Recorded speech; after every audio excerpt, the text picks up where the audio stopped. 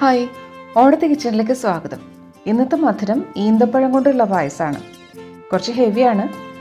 നല്ല ഡേറ്റ്സിൻ്റെയും ശർക്കരയുടെ ഒക്കെ ഗുണങ്ങൾ ധാരാളമുണ്ട്. പായസത്തിന് വേണ്ടതൊക്കെ അപ്പോൾ എടുത്തു വയ്ക്കാം. ഈന്തപ്പഴം 200 ഗ്രാമാണ് എടുത്തേക്കണേ. ബദാം 50 ഗ്രാം എടുത്തിട്ടുണ്ട്, കഷ്ണങ്ങളാക്കിയതാണ്.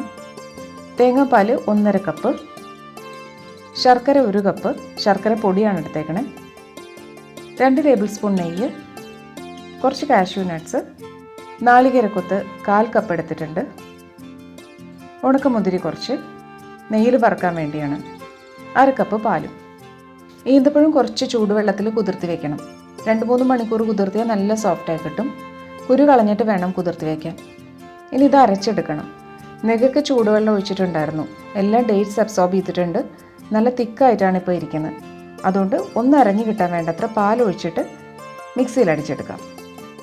ഇപ്പോൾ നല്ലോണം അരഞ്ഞ് സോഫ്റ്റ് ആയിട്ടുണ്ട്. ഇനി ബദാമും അരച്ചെടുക്കാം. ബദാം ആദ്യം മിക്സിയിലൊന്ന് പാലൊന്നും ചേർക്കാണ്ട് പൾസ് ചെയ്തെടുക്കുക. അരയാൻ പാകത്തിന് പാല് ചേർത്തിട്ട് പിന്നെ അടിക്കാം രണ്ടാമത്തെ തവണ. ഇപ്പം നല്ലോണം പേസ്റ്റായി കിട്ടിയിട്ടുണ്ട് ബദാം. ഇനി പായസം ഉണ്ടാക്കുന്ന പാത്രത്തിൽ കുറച്ച് വെള്ളം ഒഴിച്ചിട്ട് ശർക്കരപ്പൊടി ചേർത്ത് ചൂടാക്കാം. ശർക്കരപ്പൊടി അലിയാനുള്ള വെള്ളം ചേർത്താൽ മതി. കല്ലൊന്നുമില്ലാത്ത ശർക്കരപ്പൊടി ആയതുകൊണ്ട് അരിച്ചെടുക്കണ്ട, അങ്ങനെ തന്നെ ഉപയോഗിക്കാം. അച്ചു ശർക്കരയാണെങ്കിൽ അലിയാൻ കുറച്ചും കൂടെ സമയമെടുക്കും. തരിയൊന്നും ഇല്ലാണ്ട് അലിഞ്ഞു കഴിഞ്ഞു. ഇപ്പോൾ തന്നെ നൂൽപ്പാകൊന്നും ആവണ്ട, അലിഞ്ഞു കിട്ടിയാൽ മാത്രം മതി. ഇനി ഈന്തപ്പഴം അരച്ചത് ചേർക്കാം. ഈ പായസം ഉണ്ടാക്കുമ്പോൾ ആദ്യം തൊട്ടേ ലോ ഫ്ലെയിമിലേ വെക്കാൻ പാടുള്ളൂ. ഡേറ്റ്സ് പെട്ടെന്ന് അടി പിടിക്കും. ഇത് ഓൾറെഡി നല്ല കട്ടിയിലുള്ളതാണല്ലോ ഈ പേസ്റ്റ് നമ്മൾ അരച്ചെടുത്തത്. അപ്പോൾ തുടർച്ചയായിട്ട് ഇളക്കിക്കൊണ്ടിരിക്കണം. ലോ ഫ്ലെയിമിലും വെക്കണം.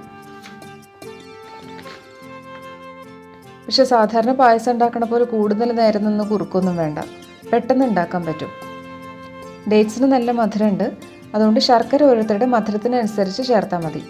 നല്ല മധുരമുള്ള ശർക്കരയാണെങ്കിൽ 1/2 കപ്പ് തന്നെ ധാരാളമാണ്. ഡേറ്റ്സ് ഇപ്പോൾ തിക്കായി കഴിഞ്ഞു. ഇനി ബദാം പേസ്റ്റ് ചേർക്കാം. സൈഡിലൊക്കെ തെറിച്ച് വരും ഈ പായസം ഉണ്ടാക്കുമ്പോൾ. ലോ ഫ്ലെയിമിൽ മതി, തുടർച്ചയായിട്ട് ഇളക്കിക്കൊണ്ടിരിക്കണം. ഇപ്പോൾ ബദാമും കൂടി ചേർത്തപ്പോൾ കളറൊന്ന് ലൈറ്റായി.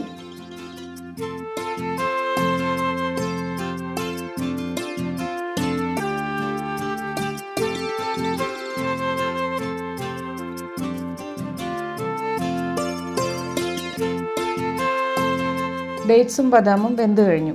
അല്ലെങ്കിലും വേവിക്കാണ്ട് തന്നെ കഴിക്കാൻ പറ്റുന്ന ഡ്രൈ ഫ്രൂട്ടും നട്ടും ഒക്കെ ആണല്ലോ ഇത് രണ്ടും. ഇനി കുറച്ച് നെയ്യ് ചേർത്ത് വീണ്ടും ഇളക്കിക്കൊണ്ടിരിക്കാം. കൈവിടാതെ ഇളക്കണം.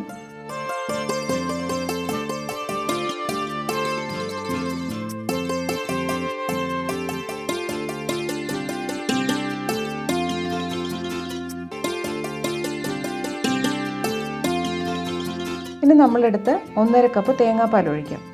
കട്ടി തേങ്ങാപ്പാലാണ് എടുത്തേക്കണേ. സാധാരണ പ്രഥമനൊക്കെ ഉണ്ടാക്കുമ്പോഴത്തെ പോലെ 2ാം പാലും 1ാം പാലും ഒന്നും സെപ്പറേറ്റ് ആയിട്ട് ഒഴിക്കണില്ല.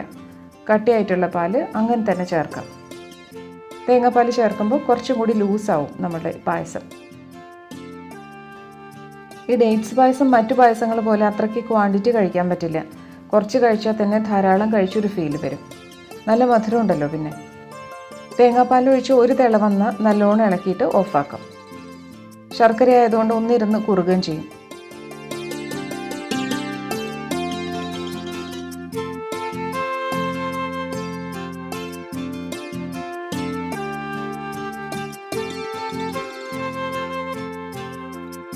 ഇനി പാൻ ചൂടാക്കി നെയ്യ് ഒഴിച്ചിട്ട് ചൂടാവുമ്പോൾ തേങ്ങ കൊത്തിട്ട് വറുക്കാം.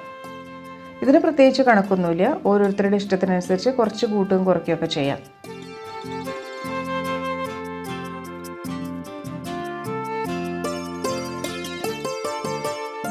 തേങ്ങാക്കൊത്ത് മൂത്ത് വന്നിട്ടുണ്ട്. ഇത് പായസത്തിലേക്ക് ഒഴിക്കാം.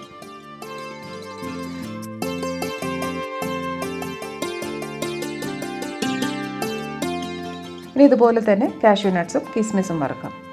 കിസ്മിസ് വളരെ കുറച്ച് മതി. ധാരാളം തേങ്ങാക്കൊത്ത്, അതിന് താഴെ കാഷ്യൂ നട്ട്സ്, അതിലും കുറച്ച് മതി കിസ്മിസ്.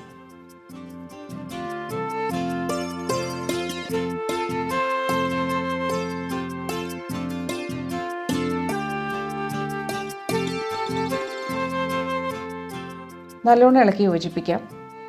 ഇങ്ങനെ കുറുകിയിട്ടുണ്ട് നമ്മുടെ ഡേറ്റ്സ് പായസം. ഒരു റിച്ച് സ്വീറ്റാണിത്. ഡേറ്റ്സ്, ബദാം, ശർക്കര, തേങ്ങാപ്പാൽ അങ്ങനത്തെ ഇൻഗ്രീഡിയൻസ് ആയതുകൊണ്ട് ഹെവിയാണ്. തണുപ്പിച്ച് കഴിച്ചാലും നല്ല ടേസ്റ്റാണ്.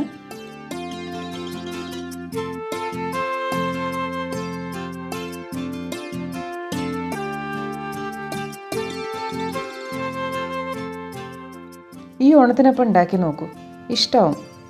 Thank you.